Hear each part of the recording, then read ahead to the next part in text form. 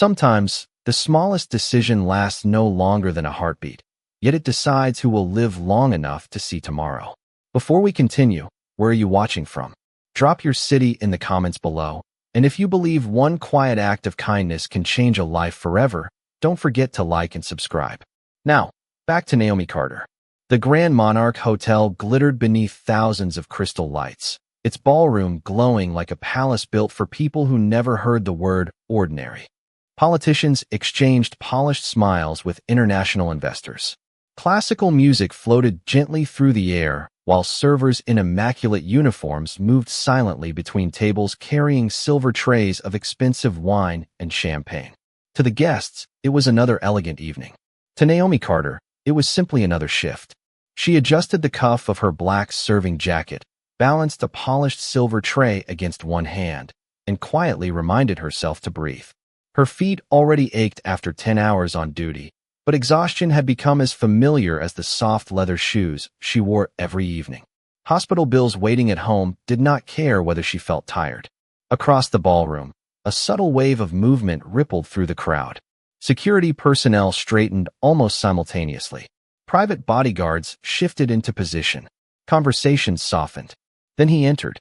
Daniel Walker. The South Korean Mafia Boss crossed the ballroom with measured confidence, wearing a perfectly tailored charcoal suit that concealed the intricate tattoos covering his body, while a dark pattern disappeared beneath the collar at his neck.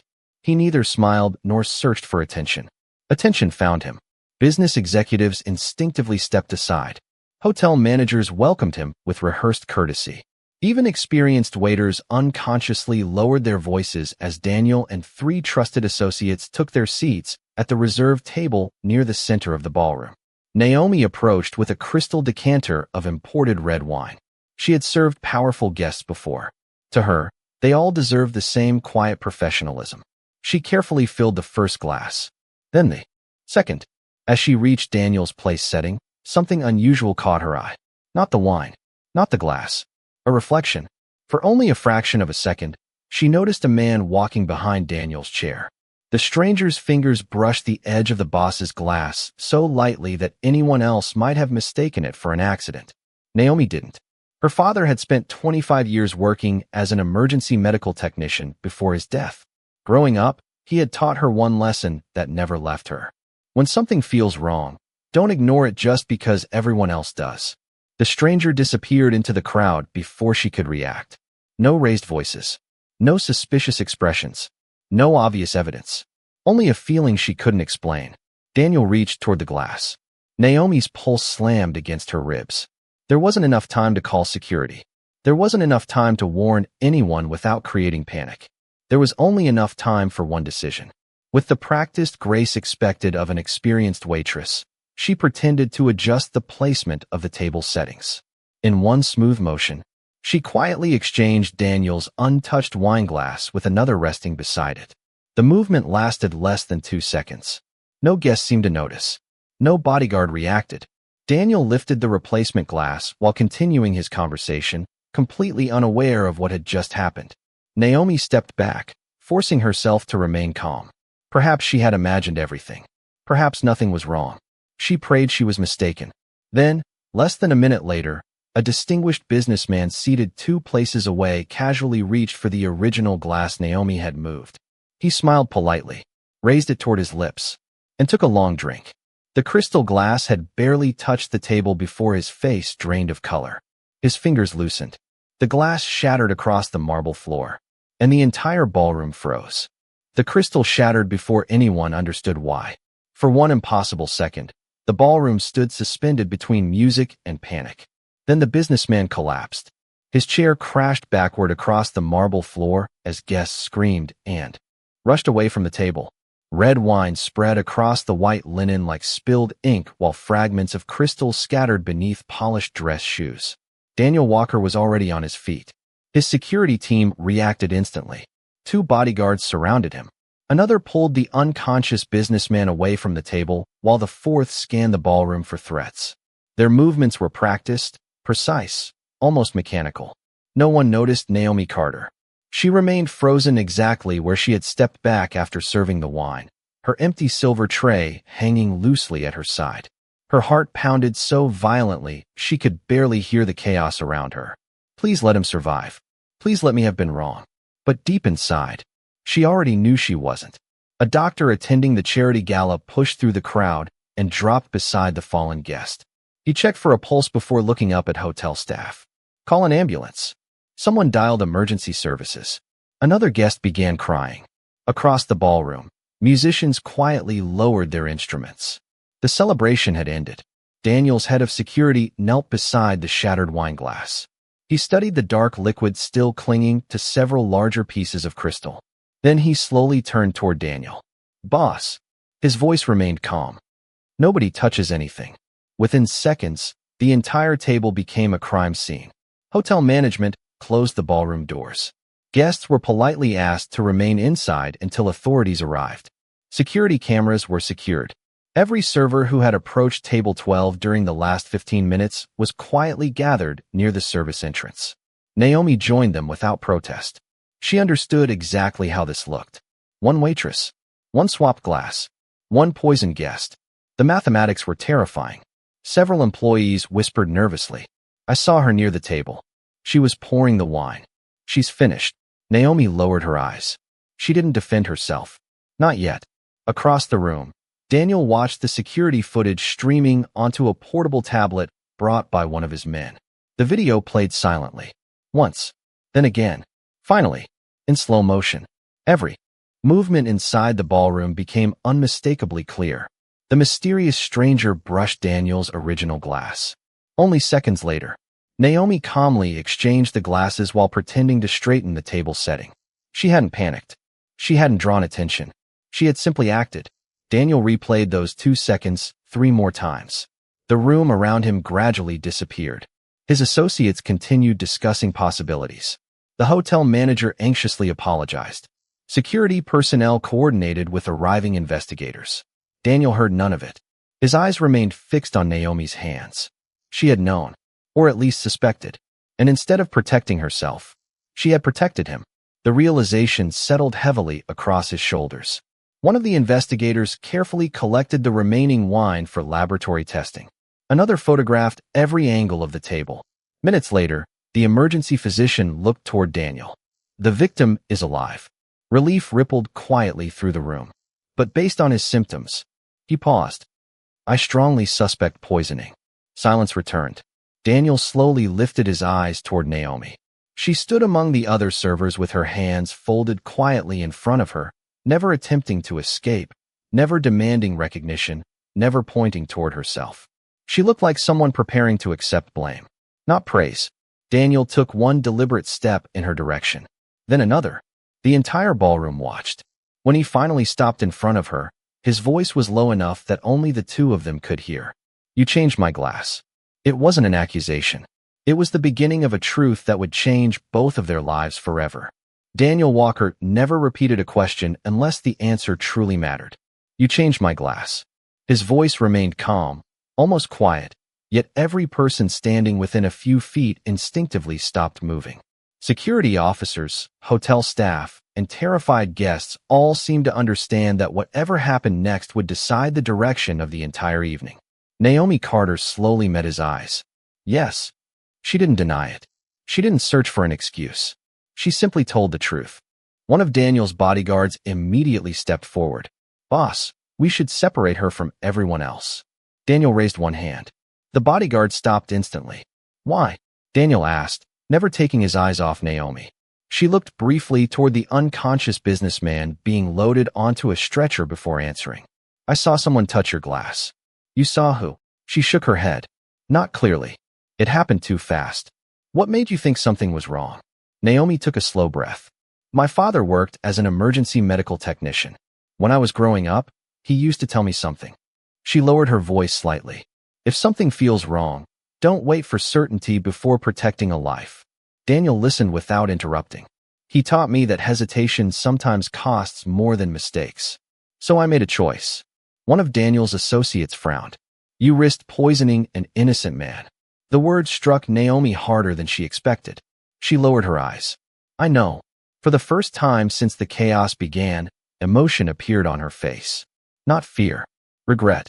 I prayed I was wrong. I wanted to believe I was imagining it. Her voice became almost a whisper. But if I did nothing? She looked back at Daniel. And you were the one who drank it. She couldn't finish the sentence. The silence that followed carried more weight than any explanation. Daniel studied her carefully. Everything about her felt genuine. There was no performance. No attempt to impress him. Only a woman quietly carrying the burden of a decision she never wanted to make. Just then, one of Daniel's security specialists hurried across the ballroom, holding a small evidence bag. We found something. Every head turned. Inside the transparent bag rested a tiny plastic vial recovered beneath a nearby table. The specialist continued. Our forensic technician performed a rapid field test. He looked directly at Daniel. There are traces of a highly toxic substance. A heavy stillness settled across the ballroom. The suspicion was no longer theoretical. Someone really had tried to poison the boss. Daniel slowly looked back toward Naomi. You knew? She answered honestly. No. I suspected. There's a difference. He nodded almost imperceptibly. There was. A certainty would have required evidence. She had acted without it. She had gambled her own future to protect someone she didn't even know.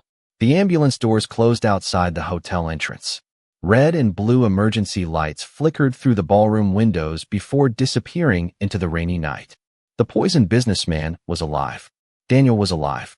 Only then did the true weight of Naomi's decision become clear.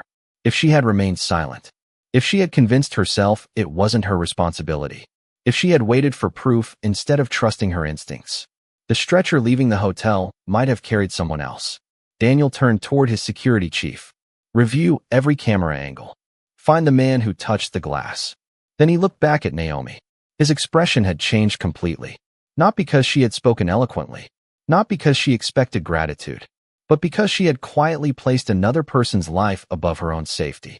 And in Daniel Walker's world, where loyalty was often bought and trust rarely survived, that kind of courage was more valuable than anything money could ever purchase. The ballroom slowly emptied, but the questions remained. Police officers moved methodically from table to table, collecting statements while forensic technicians photographed every inch of the crime scene. Hotel staff whispered nervously behind closed service doors, and guests replayed the terrifying moment in hushed conversations that would continue for weeks. Naomi Carter sat quietly in a private lounge reserved for witnesses. She wasn't handcuffed. She wasn't under arrest. Yet she felt strangely heavier than if she had been. She kept seeing the businessman collapse. His frightened eyes. The shattered crystal. The ambulance doors closing. She knew she had saved Daniel Walker. But another innocent man had nearly died because of the decision she made. That burden settled deeply inside her. A soft knock interrupted her thoughts. The door opened. Daniel entered alone. No bodyguards. No associates. Only the man whose life had almost ended beneath the glittering lights of the Grand Monarch Hotel. He closed the door behind him. For several moments, neither of them spoke. Finally, Daniel broke the silence. The doctors believe he'll recover. Naomi released a slow breath she hadn't realized she was holding. Thank God. There were tears in her eyes. Not dramatic tears. Only quiet relief. Daniel noticed them immediately. You've been blaming yourself. She nodded. I keep wondering if there was another way. You had seconds. I know. But maybe if I'd shouted. Maybe if I'd grabbed your hand. Maybe if I called security. Her voice faded. Daniel shook his head gently. No. If you had done any of those things, he would have noticed. Naomi looked at him. The man who poisoned the glass. Daniel continued. He would have disappeared. And I probably would have taken that drink anyway. The realization settled heavily between them. For the first time since the evening began, Naomi allowed herself to believe she had not simply exchanged one tragedy for another. She had prevented a greater one. Daniel slowly took a seat across from her. I reviewed the surveillance footage again. She waited. You never looked around to see whether anyone noticed. You didn't hesitate. You didn't calculate the consequences. You just acted. Naomi lowered her eyes. My father used to say something. Daniel smiled faintly. I've noticed. She couldn't help smiling in return. He believed courage wasn't the absence of fear. He believed courage was choosing someone else's safety while you're still afraid. Daniel leaned back quietly. He had spent years surrounded by men who claimed loyalty, men who expected rewards, men who measured every decision by profit or survival. Yet the woman sitting across from him had risked losing everything for someone she had never spoken to before tonight. Not for money, not for recognition, simply because another human life mattered. His phone vibrated. The head of security, Daniel, answered briefly before ending the call. They identified the man who touched the glass. Naomi looked up. He used a false identity to enter the charity gala. He disappeared before the police secured the exits. A brief silence followed. Daniel wasn't frustrated. He looked almost relieved, because one truth had already become undeniable. Whoever planned the attack had failed, not because of advanced security systems, not because of armed bodyguards, but because one observant waitress trusted her conscience more than her fear. Daniel slowly reached into his jacket and removed a simple black business card. He placed it gently on the table between them. Naomi looked at it, but made no move to pick it up. "I'm not offering you a reward," Daniel said quietly. "I'm offering you my gratitude." Outside, dawn's first light began softening the darkness beyond the hotel windows. Neither of them realized that this conversation would become the beginning of a lesson far greater than surviving an assassination attempt. It would become the moment both of them discovered what true courage actually looked like. Morning sunlight poured through the tall windows of Daniel Walker's private office, replacing the flashing emergency lights that had filled the previous night with quiet certainty. The city looked peaceful from 30 floors above. Daniel didn't. He stood before the glass with a cup of untouched black coffee cooling in his hand. Normally, the first hour of every morning belonged to reports, meetings, and decisions that shaped businesses stretching across 3 continents. Today, one document rested alone on his desk. Naomi Carter. His security chief had compiled the report before sunrise. Daniel opened the folder slowly. 28 years old. No criminal history. Outstanding employee evaluations. Worked nearly every holiday shift without complaint. Lived in a modest apartment with her mother, who had been receiving chemotherapy for nearly 2 years. The report continued. Weekend volunteer at a neighborhood community center. Helped recent immigrants practice English free of charge. Never accepted donations. Never spoke about it. Daniel leaned back in his chair. There were no photographs of expensive vacations. No luxury purchases. No hidden bank accounts. Only a quiet life built around responsibility. His security chief entered without interrupting the silence. "We finished interviewing everyone from the ballroom." Daniel looked up, and the poison was professionally prepared. The target was definitely you. He placed another folder on the desk. "We also confirmed something else." Daniel waited. Naomi never told anyone what she noticed. Not before. Not after. She never asked for credit. The room fell quiet again. Daniel closed both folders. "Most people," he said softly, "spend their lives trying to be noticed." His security chief nodded. "She seems determined not to be." That observation stayed with Daniel long after the conversation ended. Meanwhile, across the city, Naomi Carter stood behind the counter of a neighborhood pharmacy, waiting for a prescription to be filled before reporting for another evening shift. Nothing about her morning suggested she had prevented an assassination only hours earlier. She compared medication prices, checked the time, counted the cash in her wallet twice before quietly removing one item from the basket and placing it back on the shelf. Her mother's treatment came first. Everything else could wait. The pharmacist smiled apologetically. "I'm sorry. The insurance covered most of it, but there's still a balance." Naomi smiled back. "I understand." She paid without complaint. Outside, she tucked the medicine carefully into her bag and boarded the city bus toward the hospital. Not once did she think about Daniel Walker. She only wondered whether her mother would feel strong enough to eat lunch. Late that afternoon, Daniel's car stopped outside the Grand Monarch Hotel. Employees immediately recognized the familiar black sedan. The restaurant manager hurried outside, expecting questions about the investigation. Instead, Daniel asked only one. "Is Naomi working tonight?" "Yes, sir." Daniel nodded once. "I'd like a table." The manager blinked. "Just dinner?" "Just dinner. No private dining room. No entourage filling half the restaurant. No business meeting. Only one man quietly returning to the place where his life had almost ended. And somewhere inside that elegant dining room, completely unaware of his arrival, Naomi Carter was adjusting silverware for another ordinary evening, never imagining that the man she had saved had come back, not to repay a debt, but to understand the woman who had risked everything without expecting anything in return. Daniel Walker arrived at the Grand Monarch just before sunset. This time, the entrance felt strangely different. The hotel manager still greeted him with practiced courtesy. Guests still whispered as he crossed the marble lobby. Security still surrounded him from a respectful distance. Yet Daniel noticed something he had ignored for years. The employees. The concierge who opened the door without expecting thanks. The bellman carrying luggage twice his own weight. The young hostess who smiled politely at strangers who never remembered her name. For the first time in a very long while, Daniel found himself wondering how many extraordinary people he had walked past without ever truly seeing. Inside the restaurant, preparations for the evening service had already begun. Candles were being lit. Wine glasses polished until they reflected the chandeliers above. Silverware aligned with mathematical precision. Naomi Carter stood quietly near the service station, reviewing the reservation list. She looked exactly as she had the night before. Simple black uniform. Hair neatly tied back. Calm expression. Nothing about her appearance suggested she had changed the course of another person's life less than 24 hours earlier.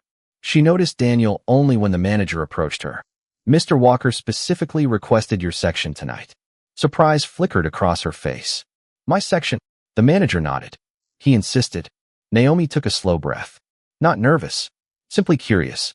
When Daniel entered the dining room, she greeted him exactly as she greeted every guest.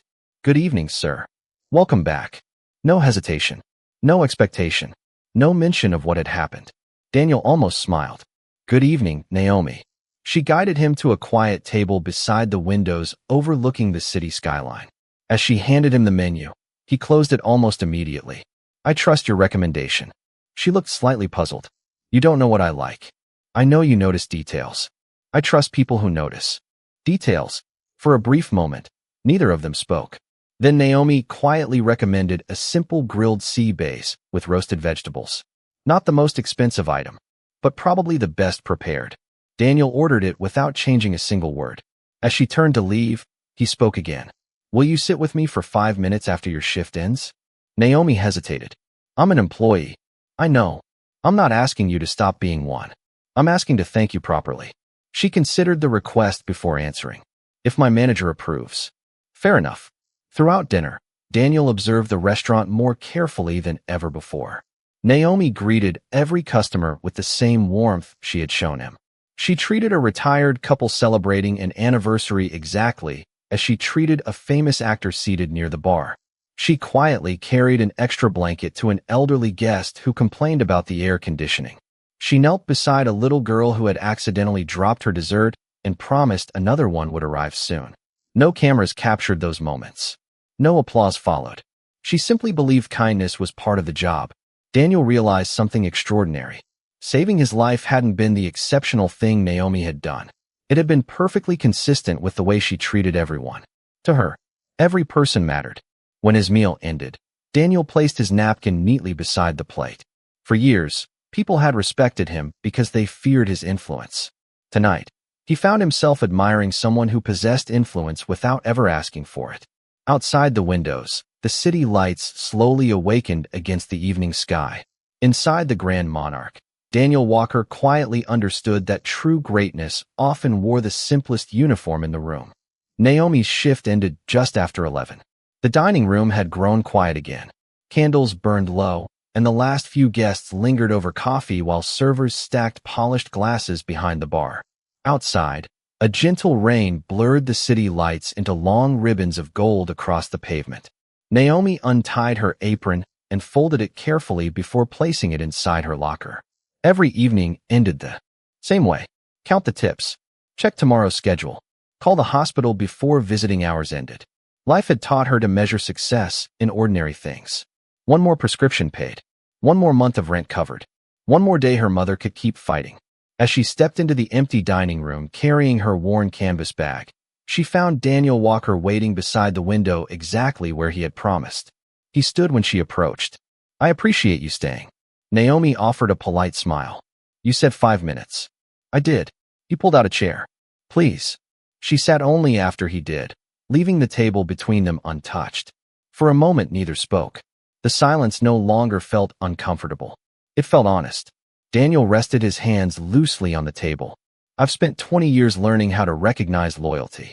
Naomi listened quietly. I usually find it through contracts. Money. Fear.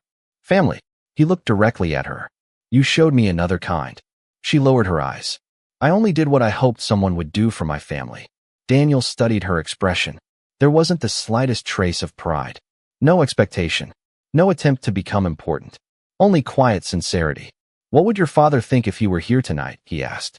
A gentle smile appeared. He'd probably tell me I should have eaten dinner before trying to save anybody. Daniel laughed softly. It was the first genuine laugh he had allowed himself in days. Then Naomi reached into her bag and carefully unfolded an old photograph. The edges had faded with time. It showed a smiling man in a paramedic uniform kneeling beside a young Naomi outside an ambulance. My father believed every uniform existed for the same reason. Daniel examined the photograph. What reason? To protect people. She looked toward the rain outside. He used to say doctors, firefighters, waitresses, janitors, police officers were all given different jobs. But every job becomes meaningful the moment another person's life matters more than our own comfort. Daniel returned the photograph with unexpected care. I've never heard anyone describe a waitress that way. Naomi smiled. My father did. He believed serving food with dignity was no less honorable than signing business deals. Those words settled deeply inside Daniel. He had built an empire by separating people into categories. Useful, dangerous, powerful, forgettable. Naomi had quietly erased every category with a single idea: human dignity. He reached into his jacket and removed a sealed envelope. I'd like you to accept this. She looked at it, but didn't touch it. If it's money. It isn't. What is it? A letter. She opened it carefully. Inside was a handwritten note. Nothing else. It read, "Thank you for reminding me that a person's value is measured by their choices, not their position." Naomi looked back at Daniel. There wasn't any need for this. There was. He stood. So I never forget. Outside, the rain had stopped. As they walked toward the hotel entrance together, neither realized that the attempted assassination had become something much larger than a failed crime. It had become the beginning of a quiet transformation that neither wealth nor power could have purchased. Sometimes a life is saved by changing a single glass. Sometimes a soul is changed by meeting the person brave enough to do it. The following Friday, the Grand Monarch hosted another charity gala. The ballroom looked almost identical to the night of the attempted poisoning. Crystal chandeliers scattered warm light across polished marble floors. The orchestra tuned their instruments behind a velvet curtain. Fresh flowers decorated every table with effortless elegance. Only Daniel Walker noticed what had changed. His security detail remained discreetly positioned around the room, but the atmosphere felt different. Not because the danger had disappeared, because his perspective had. As he entered, executives hurried forward to greet him. Investors offered firm handshakes. Public officials smiled for photographs. Daniel acknowledged them politely before his eyes searched the room for only one person. He found Naomi Carter near the service station, quietly arranging wine glasses with the same careful attention she gave every task. No one else seemed to notice her. Daniel smiled faintly. They still hadn't learned. Throughout the evening, he watched her move through the ballroom. She remembered which guest preferred sparkling water instead of wine. She noticed an elderly woman struggling with her chair before anyone else did.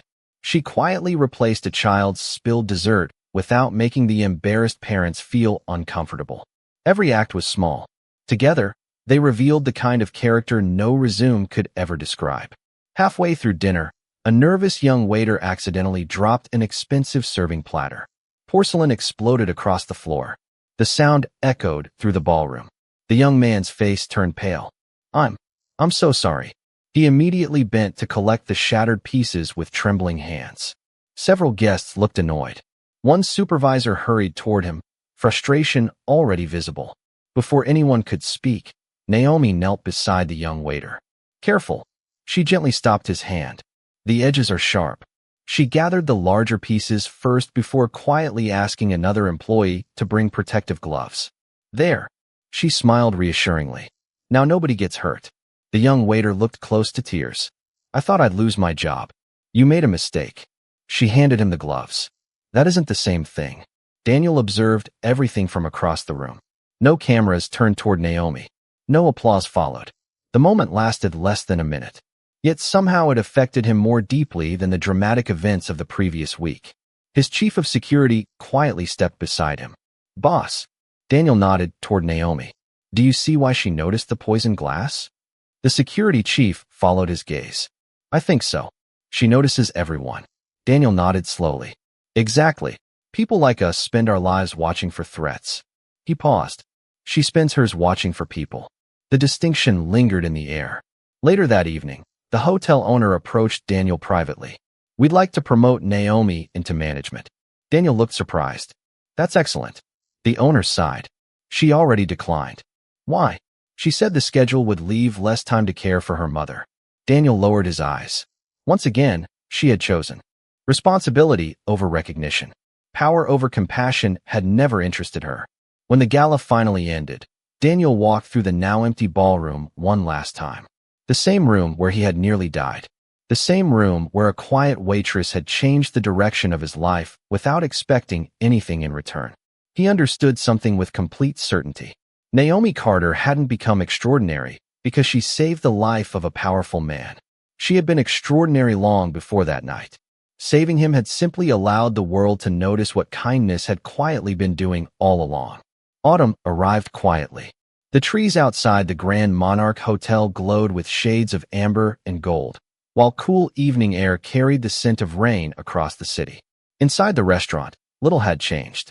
Crystal chandeliers still illuminated polished marble floors. Soft piano music still floated through the dining room. Guests still arrived wearing expensive suits and elegant gowns. Only Daniel Walker noticed how differently he saw the room.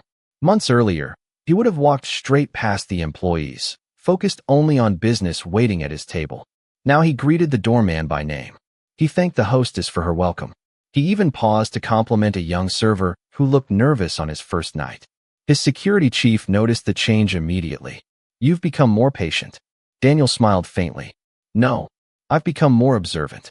Across the room, Naomi Carter was helping an elderly couple celebrate their 50th wedding anniversary. She arranged a small dessert plate with 2 candles before quietly stepping away, allowing them to enjoy the moment without interruption. She never stayed long enough to receive their praise. She simply moved on to the next table. Daniel realized that nothing about her kindness had ever been reserved for him. Saving his life had not been a special exception. It had been entirely consistent with the way she lived every ordinary day. Later that evening, Daniel asked the restaurant manager a simple question. "How many employees work here?" "Just over 80. "Do they receive emergency medical training?" The manager looked surprised. "Only basic procedures." Daniel nodded thoughtfully. "A week from now, I'd like to sponsor certified first aid and emergency response training for every employee." The manager blinked. "All 80. All of them. No publicity. No press. Just make sure they know it's available." The manager smiled. "I'll arrange it." Daniel looked across the dining room toward Naomi. She was helping a frightened little boy whose glass of juice had tipped over the table. Instead of calling another employee, she knelt beside him with paper napkins and quietly assured him that accidents happen to everyone. Within seconds, the child was smiling again. Daniel understood exactly why his decision felt right. Kindness multiplied when someone chose to continue it. The following week, certified instructors arrived at the hotel. Employees learned CPR, emergency response, choking rescue techniques, and how to recognize medical emergencies before professional help arrived. Some laughed nervously during practice. Others took careful notes. Naomi participated like everyone else, unaware that the program existed because one man had been changed by her courage. When the final lesson ended, the lead instructor addressed the staff. "One day," he said, "something you learned today may save a stranger's life." Naomi quietly smiled. She had already lived that lesson. Across the room, Daniel watched without saying a word. He had once believed that protecting people required influence, wealth, and armed security. Now he understood something different. Sometimes protection began with ordinary people paying close attention. Sometimes it began with compassion. As the employees applauded the instructors, Daniel slipped quietly out of the ballroom before anyone noticed. He wanted no recognition. Because the greatest lesson Naomi Carter had ever taught him wasn't how to survive an assassination attempt. It was that the most meaningful acts of goodness often happened when no one expected applause. And for perhaps the first time in his life, Daniel Walker discovered that changing one person's future could be every bit as powerful as saving one person's life.